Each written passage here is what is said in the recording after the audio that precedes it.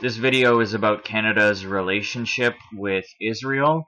And first I want to say that I've actually explored this a little bit in a video about Police on Guard for Thee, and I looked at one of their partnerships, which is with Canadian Citizens for Charter Rights and Freedoms, which is part of something called MOZID.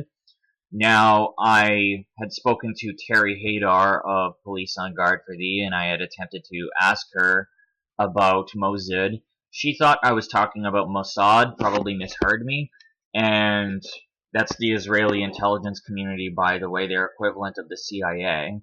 So she had refused altogether to even speak about the intelligence community, which I look at as a great sign of gatekeeping because, well, all movements in history have always been infiltrated or controlled by the intelligence community or the intelligence community's puppets working for them.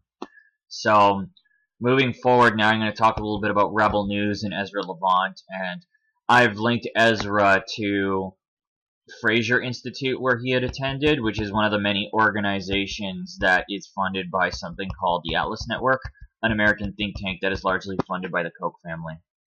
So, Rebel Media owner Ezra Levant has received an undisclosed amount of funding from an American think tank that promotes far-right anti-Muslim views, if you say so.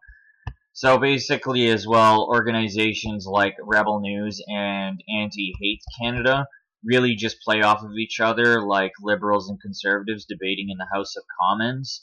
It's just about throwing the ball back and forth, and both of those news organizations really benefit from the same stories, just with exact opposite narratives. So we can tell the bias through the writing of this article if you're labeling everything as right or alt-right this and that, even though left and right are two wings of the same bird. Press Progress can additionally report that Levant is listed as receiving grant money from the Middle East Forum, a Philadelphia-based think tank that says it promotes American interests in the Middle East and protects Western values from Middle Eastern threats. Okay, so the Middle East Forum, a Philadelphia-based think tank founded in 1994 by Daniel Pipes, promotes American interests in the Middle East and protects Western values from Middle Eastern threats. In the Middle East, we focus on ways to defeat radical Islam, work for Palestinian acceptance of Israel, develop strategies to contain Iran, and deal with advancing anarchy. Domestically, the forum emphasizes the danger of lawful Islamism, protects the freedoms of anti-Islamist authors and activists, and works to improve Middle East studies. Okay, if you say so. So some of the staff bios here. Greg Roman is the director, so I'll read about him. Greg functions as the Chief Operations Officer for the forum, responsible for day-to-day management, communications, and financial resource development. And he previously served as the Director of Community Relations Council of the Jewish Federation of Greater Pittsburgh. In 2014, he was named one of the 10 most inspiring global Jewish leaders by the Jewish Telegraphic Agency. He previously served as the political advisor to the Deputy Foreign Minister of Israel and worked for the Israeli Ministry of Defense. Mr. Roman is a frequent speaker at venues around the world, often appears on television, has written for The Hill, The Forward, the Albany Times Union, and other publications. He attended American University in Washington, D.C., and the Interdisciplinary Center in Israel, where he studied national security studies and political communications. So now I'm going to read something here to you. According to the Loeb Report, Dershowitz, this is Alan Dershowitz, famous lawyer, received $120,000 in 2017 for serving on the board of the Gatestone Institute, a think tank with a history of promoting anti-Muslim conspiracy theories. So there we go again with the left versus right banter. We can tell that this is kind of a leftist article here based off the type of criticism given to Gatestone Institute. And we're going to look at Gatestone Institute a little bit further in the video, but they're basically a public policy think tank, and I don't really like that, but you should really be looking at the truth somewhere down the middle, not labeling something left or right, because that's just a dualistic paradigm in order to control the way people think, where they're choosing yay or nay, and really I should be saying nay or nay, because both are not great options in both political parties typically. Again, they banter back and forth, but also tend to vote on the same bills, right? Like Justin Trudeau and Pierre Poilievre, both being in favor of the Paris Accord, for instance. So behind Gatestone's anti-Muslim vision are some of the most powerful players in Trump world. Before joining the White House as National Security Advisor, John Bolton, famous warmonger to me, served as the think tank's chairman, receiving $130,000 for his efforts. The organization receives funding from Trump-allied megadonors Robert and Rebecca Mercer, who contributed over $250,000 to Gatestone between 2014 and 2016. And Loeb notes that under Bolton and Dershowitz's leadership, Gatestone partnered with Rebel Media to produce 12 anti-Muslim videos on such topics as the dangers of the Islamization of the West and the European fight against Islamization. Rebel Media has faced accusations of anti-Semitism after a white nationalist associated with the company was arrested by DC law enforcement for appearing to encourage violence. So, for one thing, basically immigration in and of itself is something that's used in a manner described as fifth-generation warfare. So 5 in the occult is basically you have 4 elements plus the 5th, which is like ether, right? So 5 represents opening gates.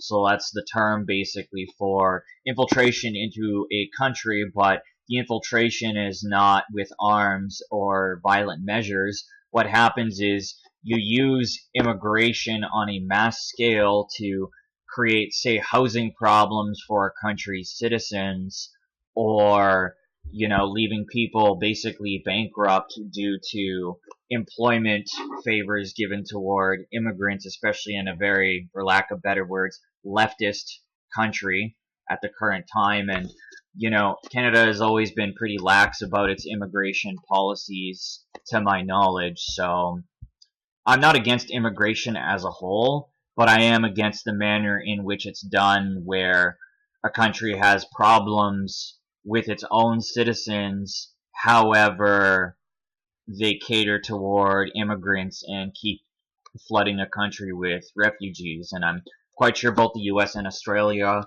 are dealing with similar issues to Canada like that. So Dershowitz, however, denies any involvement with the far-right media outlet. Go figure.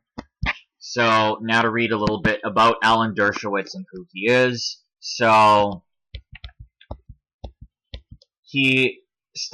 Professor Alan Dershowitz of Harvard Law School has been described by Newsweek as the nation's most peripatetic civil liberties lawyer and one of its most distinguished defenders of individual rights.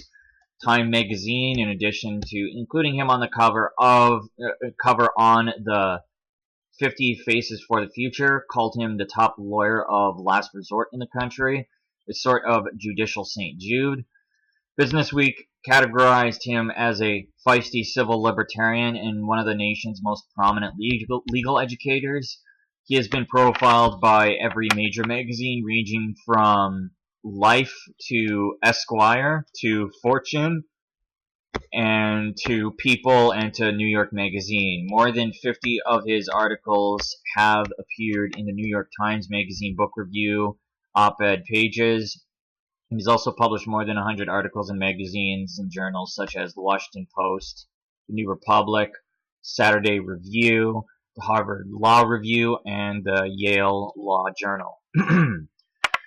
Syndicated more than 300 of his articles have appeared in 50 United States daily newspapers, including the LA Times, San Francisco Chronicle, the Boston Herald, Chicago Sun-Times. His essay Shouting Fire was selected for inclusion in the Best American Essays of 1990. So now we'll go back to the whole left and right paradigm. The word inclusion, which is generally used in a lot of UN documents and different corporate documents, really means exclusion, especially considering the idea of inclusion is needing to hit a certain demographic, generally having to do with race, gender, and that sort of a thing. It's just a bunch of Marxist BS is what it is, frankly. So, Mr. Dershowitz is the author of dozen fiction and nonfiction works, his writing praised by several individuals, and his latest book is a novel. I don't know what time this article was written in, but it describes his latest book in 2010, so I'm not sure if that's up to date or not. It's called The Trials of Zion, and his book, Preemption, The Knife That Cuts Both Ways, was published by W.W. Norton in February 2006, and his other titles include Case for Peace, America on Trial, Case for Israel, and Why Terrorism Works. So, yeah, Alan Dershowitz has a pretty interesting history, to say the least, writing books, and is definitely connected to Gatestone Institute, although he adamantly denies it. So, and this article is on Gatestone Institute as well, just to show. So, his writings have been translated into various languages all around the world, and his clients have included people like O.J. Simpson, for instance, Jonathan Pollard, Mikhail Milken, Penthouse, Mike Tyson, Alan Cranston, Frank Snapp, John Landis, David Crosby, etc., etc. So, and the Anti-Defamation League of the B'nai B'rith presented him with the William O. Douglas First Amendment Award for his compassionate, eloquent leadership and persistent advocacy in the struggle for civil and human rights. In presenting the award, Nobel laureate Elie Wiesel said, "If there had been a few people like Alan Dershowitz during the 30s and 40s, the history of European Jewry might have been different. If you say so." He was born in New York, graduated from Yeshiva University High School and Brooklyn College, and at Yale Law School, he was first in his class and editor-in-chief of the Yale Law Journal. After clerking for Chief Judge David Bazelon and Justice Arthur Goldberg, he was appointed to the Harvard Law faculty at age 25 and became a full professor at age 28, the youngest in school's history. And since that time, he's taught courses in criminal law, psychiatry and law, constitutional litigation, civil liberties and violence, comparative criminal law, legal ethics, and human rights. And he's lectured throughout the country and around the world, from Carnegie Hall to the Kremlin. Okay, interesting.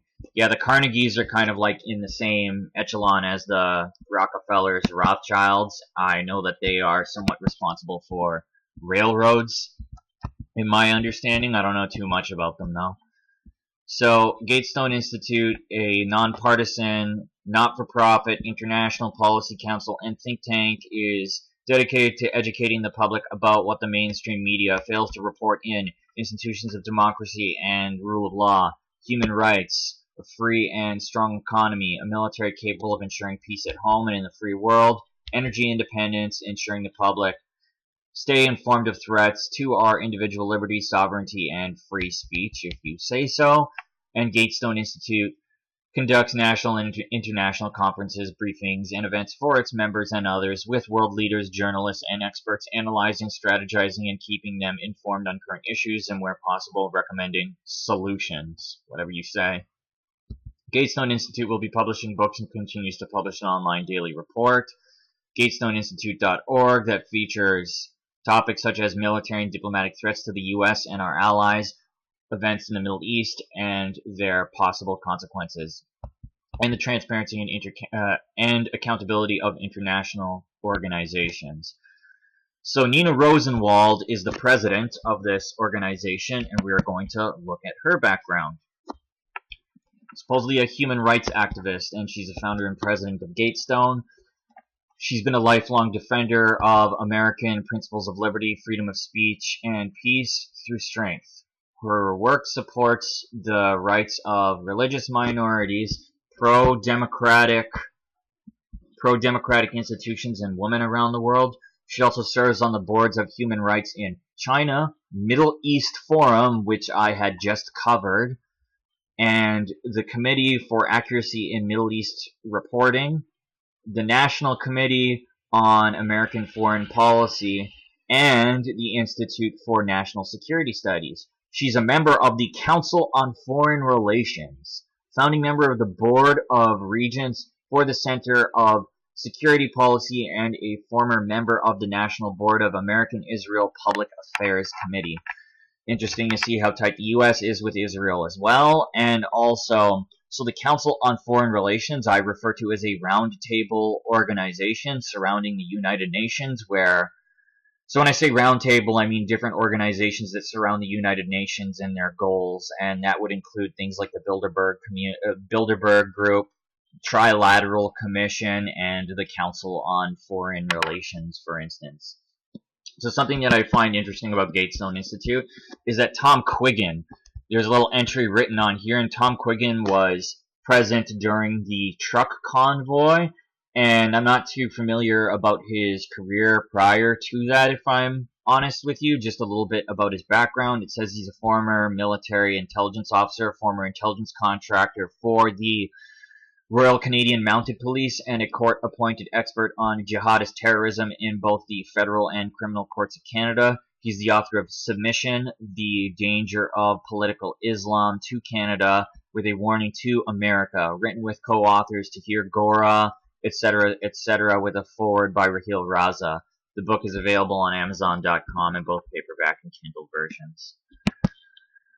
So this is Mosud now we're going to be talking about a little bit. It was launched in 2015 to promote Canadian values, individual rights and responsibilities, equality before the law, freedom of speech, association and religion, respect for women, democracy and freedom, responsible environmentalism, and to fight violence, intimidation, and terror against people anywhere in the world. Sounds noble at face value, but again, we're going to move a little bit forward. So, CERF, or Canadian Citizens for Charter Rights and Freedoms, is part of Mosud, and again, like I said, I covered this organization in my Police on Guard video. Mosud contributed to creating Canadian Citizens for Charter Rights and Freedoms when in 2017 the newly elected federal government adopted a motion that came to be known as M103 to study rising levels of racism, religious discrimination, and Islamophobia.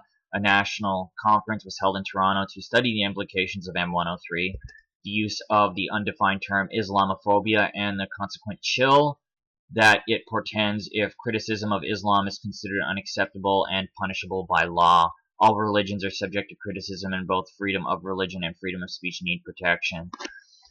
So, yeah, basically Motion M103 was a gag order in regards to speaking about Islam in and of itself. So, Mosud has contributed to expressing truth about Israel and its legal rights, debunking lies and myths. Much of the world accepts the false claim that Israel is an illegal occupier of the land west of the Jordan River, known as the West Bank. The well-funded anti-Israel propaganda views the Jewish people as thieves who stole this land from the Arabs, who now call themselves Palestinians. However, nothing could be further from the truth. So I just read this to show you their view. I truly don't know very much about the Israel-Palestine conflict or its history as a whole. So I remain neutral on this one here, but I notice a lot of organizations that people would lump in the right-wing category tend to favor Israeli independence, whereas a lot of organizations branded left-wing want support for Palestine in and of itself. So it's a conflict I don't know very much about, if I'm totally honest with you, but essentially a lot of the Palestinian militias too there seem to be funded by Soros, so I just think it's kind of an interesting divide and conquer agenda there in terms of our viewpoints looking at the nation not being citizens, and as well it's definitely a divisive thing probably in that nation too, but I don't live in Israel or Palestine, so I'm not one to comment there. So this organization is CIJA, Center for Israel and Jewish Affairs, and we can see that basically Canadian politicians, primarily the conservatives, but really all parties, tend to pander toward Israel, and that's exactly what this article is about. I used this article in my Police on Guard video, and I am just going to touch on a few things that I probably already touched on in that video, but Mossad was previously known as Project Abraham, and basically when it was known as Project Abraham, there were several causes directed toward the Middle East, whether it be the Israel-Palestine conflict or the trafficking of Yazidi women in Iraq. Yazidi is like an Aryan minority because all around the world, you know, like Celtic, Gaelic, Basques and stuff, those are all people that basically have blonde hair and blue eyes, or green eyes and red hair. I almost inverted that. So they're kind of like a nation's sort of natives, if you will, kind of like their equivalent. So yeah, as well, so we can see that there's even a monument in Israel built of Stephen Harper as well. And like I was basically saying, all of these politicians basically tend to pander toward Israel, is what it seems. And I don't know if John Baird is presently the director of Center for Israel and Jewish Affairs, but I know that he is foreign affairs minister. He was a foreign affairs minister for the Conservatives, and he, I think, presently serves with Pierre Poilievre, who's the current leader of the Conservative Party in Canada, for the Americans watching. And I'm just going to scroll down so that we can see Tom Quiggin here, so I can give you a little bit of background here. Just basically, he's supported on Mossad and he's supported on Gatestone Institute, yet he has the branded term of freedom fighter, if you will. Not that I agree with labeling anybody, but I don't think that's an appropriate label for somebody that works for a public policy think tank, or is praised by them at the very least. And as well, too, he's taken on a lot of different military contracts, which I'm not against anybody in the military, but I am against a lot of compartmentalized secrecy, is what I'm definitely against.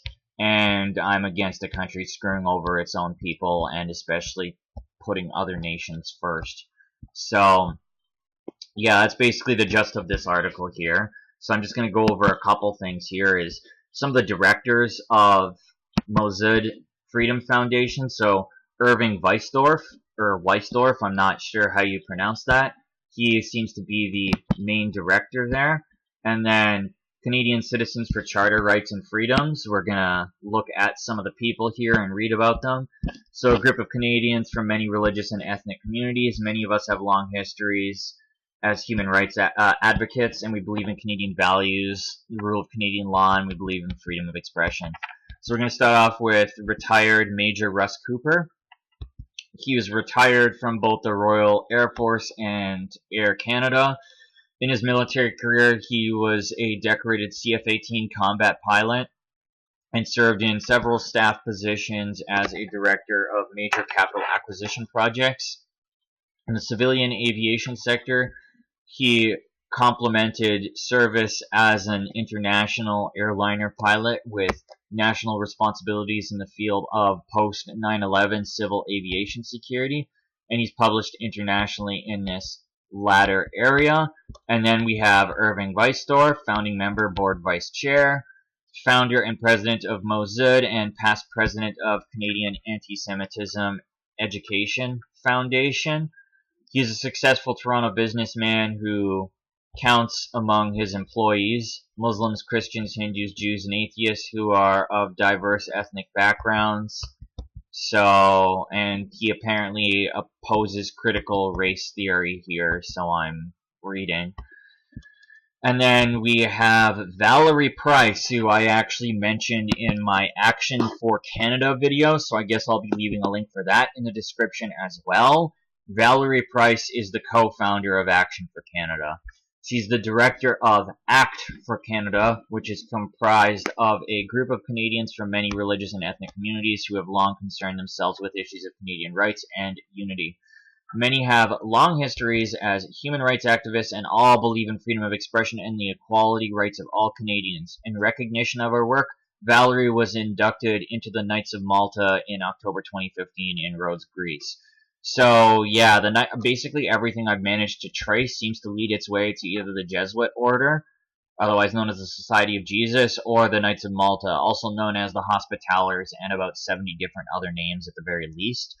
So yeah, I just think it's definitely interesting, the fraternal connections here, because the Knights of Malta definitely have a large shape on the way the world functions and different systems of the world. And somebody I'll be covering a little bit later in the video is Madeleine Weld. She's retired from Health Canada, but she's the president of Population Institute Canada. Yeah, I think that name in and of itself spells out what it is, but we'll still go over it eventually. The organization seeks to inform the Canadian public and policymakers about issues pertaining to population and advocates for universal access to family planning, education, and services. Madeleine supports the Enlightenment values of human rights and individual freedoms and is concerned about the erosion of rights guaranteed to Canadians under the Charter of Rights and Freedoms. She has written many articles on the subject of interest to her in those 3 hyperlinked spots. So interestingly enough, for one thing, any piece of legislation was never built for we the people. It's always built to keep the kings and queens or barons or presidents, prime ministers or whatever in power, and the quote-unquote citizens basically at a slave capacity, if you will. And it's interesting, you know, she apparently cares about people's rights. I don't even like saying that because that sounds so commercial in and of itself, but anyway, she apparently cares about people's rights, yet she's part of the Population Institute Canada, which I should just really call the Depopulation Institute Canada, because it all talks about crap like the carbon footprint and like stuff like that needing to be reduced, which is just really a justification to kill, is really what it is. And so we can see under some of the patrons here, you see the Honorable Brian Peckford, who's the last surviving guy that helped write the Charter of Rights and Freedoms. And is there anybody else here that is notable on this page to speak about? Yeah, Salim Mansour, who was also in that Canuck Law article that I showed. He served with the PPC as well. So after arriving in Canada, he worked his way through school, earning a doctorate in political science from the University of Toronto. Longtime resident of London, Ontario, he is now Professor Emeritus at the University of Western Ontario, where he taught for over 3 decades. He's also been a syndicated columnist for the Sun chain of newspapers. And he's the author of several books like The Quran Problem and Islamism, The Detectable Lie, A Liberal Repudiation of Multiculturalism, excuse the pronunciation. In 2019 federal election, he ran as a candidate for the PPC in London North Centre riding. So the PPC, or People's Party of Canada, are people that wear purple, and they are led by Maxime Bernier, who also is one of the many people that shill for Israel, as this article would say, and definitely true. I've as well questioned Maxime Bernier a few times myself, to which he basically always either ran away or couldn't answer my questions and would simply deflect. So as a consistent and conservative voice on foreign affairs and other assets of public policy, Salim has been called on to testify before the Canadian Parliament numerous times, and he's an academic consultant for the Centre for Security Policy in Washington, D.C., and a member of the board of Canadians Against Suicide Bombing. In Canada, he was the vice president and founding member of the Council of Muslims Facing Tomorrow, a group championing freedom, human rights, and gender equality in the Muslim world and the Canadian Muslim community. Salim is also a founding member of the Forum for Canadian Sovereignty, which is another freedom group, if you will. And he, along with somebody else, Mark Friesian or something, I can't remember his name, but his last name is Friesian. That's somebody else who's part of the Forum for Canadian Sovereignty. And then Tanya Gaw is the founder of Action for Canada, which again, I made a video about that I'll be leaving in the description. It's entitled Freedom, Frugality, and Fraternity, I think. Tanya is the founder of Action for Canada along with Valerie Price. Action for Canada is a grassroots, not-for-profit organization committed to upholding the Canadian Constitution and the Charter of Rights and Freedoms. So all these organizations, or the majority of them, will simply describe themselves as grassroots, but nothing can be further from the truth. Tanya has been working since 2015 on giving Canadians a silent majority of voice through letter-writing campaigns, petitions, and rallies. She endeavors not only to educate systems on what is happening, but to equip and empower them to take action. I would really look at this as more like domestication, if you will, because, you know, you can see stuff like the Magna Carta and stuff that's praised here, and she's teaching one to exercise rights, if you will. Your rights underneath any of these bills are simply just commercial aspects and don't really take into account your real, I don't want to say rights, but your true liberties and freedoms as a living, breathing man, woman, or child. And then Tom Quiggin here as well, who I had already read about a little bit, but he is a court-recognized expert on terrorism in both the federal and criminal courts. And over a period of 40 years, he's been employed by the Canadian Forces, RCMP, Privy Council Office, and Immigration Canada. Much of his current research is focused on issues of free speech extremism and social unrest, and he has testified to the two Senate and House of Commons committees, as well as Air India Inquiry.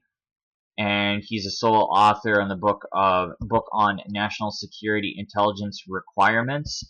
So I'm going to go into some of the founding members in a sec, but first I want to find Tom Quiggin here as well, and just briefly read to you what it is Canuck Law has to say here. Although Quiggin isn't a politician, this deserves an honorable mention. One might wonder why a Zionist group would be supporting this terrorism expert. It's not difficult to understand when you actually listen to his work. Quiggin is able to aim Islamists for what they do, but he avoids criticizing Israel in the process. One might wonder if he's just a puppet. And another basically way of saying kind of the same thing is that he criticizes terrorism, but doesn't really talk about the politicians involved, or really just simply the fact is terrorism, or even the term counterterrorism or anti-terrorism, are all synonyms for terrorism, and that's exactly what intelligence communities fund, support, and manufacture. You have Raheel Raza, leading voice against radical extremism, president of the Council for Muslims Facing Tomorrow, and a few others here as well. So I think I've gone over more than enough of this page now, so I'm going to move forward. So also here, just the reason why I bring up Royal Victoria Hospital is because Valerie Price is listed here, and Valerie Price is also a director under the Canadian Citizens for Charter Rights and Freedoms. So I think it's very interesting that a lot of these people that were supposedly showing you how to exercise your rights or whatever were dealing with the scam psyop involving a sickness and coerced measures. Sorry for the awkward wording, but I want to keep this on YouTube. So with that being said, why is she a director of a hospital? That's just kind of odd. And so once again, like I was saying, Irving Weisdorf, he is one of the directors of the Canadian Anti-Semitism Foundation. And I mentioned this particular organization here, which is actually supported by the Canadian Anti-Semitism Education Foundation, interestingly enough. So we can see some of its supporters here in particular, like I had just mentioned that organization. And then you have Mosud right over here, just to show you. So this is the Population Institute Canada, and that's exactly what Madeline Weld, who I had mentioned, is a part of. Population Institute Canada campaigns for smaller, environmentally stable populations through universal access to voluntary family planning. It sounds very much like limiting the amount of children somebody has. And numbers matter. Infinite growth on an already crowded planet with finite resources and space is impossible. Fewer feet means smaller, less harmful footprints and a safer, more manageable world. So when she's talking about footprints here, that's your carbon footprint. So in order to reduce the carbon footprint, you have to reduce the amount of carbon. What are carbon-based life forms? Trees, people, all organic matter, right down to the blade of grass. So you're talking about reducing population, yet you have areas, for instance, in Canada, Ontario and Quebec are the most densely populated, and everybody is kind of scarcely populated throughout the rest of the nation, which is actually a corporation registered in Washington, D.C. through the U.S. Treasuries and Trades Commission. However, what I'm getting at here is that it's not overpopulation that's a problem. It's the management of infrastructure, and realistically, based off me talking about fifth generation warfare and different things, these are all intentional in order to create a certain point of chaos. That way you can provide the solution, and you have basically problem reaction solution right there. So the PIC seeks to empower women, promote sustainable development, so there you go, enhance prosperity and create a healthier, more stable planet through family planning. Children by choice, not chance. Wow, brutal. So yeah, these people also use the law of reversal a lot, so sustainable development really basically can mean depopulation, genocide, or really something that's just managed by a sort of elite class, if you will. So yeah, and then also you take words like inclusion, which really actually mean exclusion. So the reason why I'm pointing out the Canadian Club of Rome here, so the Club of Rome fits into that whole roundtable description I gave, where I used the Bilderberg Community, the Trilateral Commission, and Council on Foreign Relations as an example. You can add the Club of Rome to that. So this particular meeting called Green Growth, the Mantra of Our Cognitive Dissonance, you have Madeline Weld right over here. So it says the Canadian government lays out plans to reduce greenhouse gas emissions and implement green energy policies while at the same time massively increasing immigration levels in order to drive rapid population growth. The population growth has significant negative impacts on the environment but has not provided any benefits to working Canadians. On the contrary, many other things. It has put home ownership out of reach for many of them, and one might reasonably ask whether the government's priority in setting its policies is not the well-being of its citizens, but rather to serve a globalist agenda. Yeah, see, that's kind of almost like revelation of the method, where somebody exposes a certain element of the truth, but they don't cover the entirety of the truth. They're just telling you exactly what it is they're doing. Whether this is a part of their tenets and codes or it's just simple crazy level of arrogance, I don't know. She's the president of the Population Institute Canada, like I said, and many honorary patrons of this include David Attenborough. So if you ever see Sir in somebody's name, that means they've been knighted, which is a high honor of the crown, if you will. And generally speaking, a high honor to the crown is a dishonor to we the people. And David Attenborough is a guy you'll always hear in different like nature documentaries, primarily like the National Geographic and such. You got famous depopulationist David Suzuki and a few others here as well. So, and she's of course as well on the board of Canadian Citizens for Charter Rights and Freedom. So she's supposedly fighting for our rights while also working on depopulation, or what she might term as population management. You know, these people just have a way of telling you something horrendous in the nicest way possible. But the difference between, you know, we the people and people like this is they focus their energy and intention into deception, and through that they have no real creative ability. All they're doing is mirroring, mimicking, reverting, and perverting is all they're doing. So there's nothing really to fear from people, especially people that have been knighted, because they would generally hide behind, well, the crown or other organizations and that kind of a thing. And that's exactly what these people do, is they hide behind their big companies and such, and then other people hide behind them. So as you go through the BS pyramid of hierarchy of these sort of elitist figures, if you will, you can see that they've become actually bigger and bigger cowards, such as, take Sasha Stone, for instance, who I had mentioned in my Action for Canada video. He hides his friend Ciro Orsini, and that last name Orsini is one of the papal bloodline names, if you will, which kind of dwarf the Rockefellers and Rothschilds in terms of hierarchy. So I think I've basically covered all I can, and I dived a little bit into some of the American relations into Israel as well. So I hope that this is useful to both people living within those corporations. So I'm just going to conclude this video now and say that anybody is more than welcome to like, comment, subscribe, and ask whatever it is you like, and I will definitely get back to you as soon as I possibly can. So thanks for watching, everybody, and remember, all parties shill for Israel.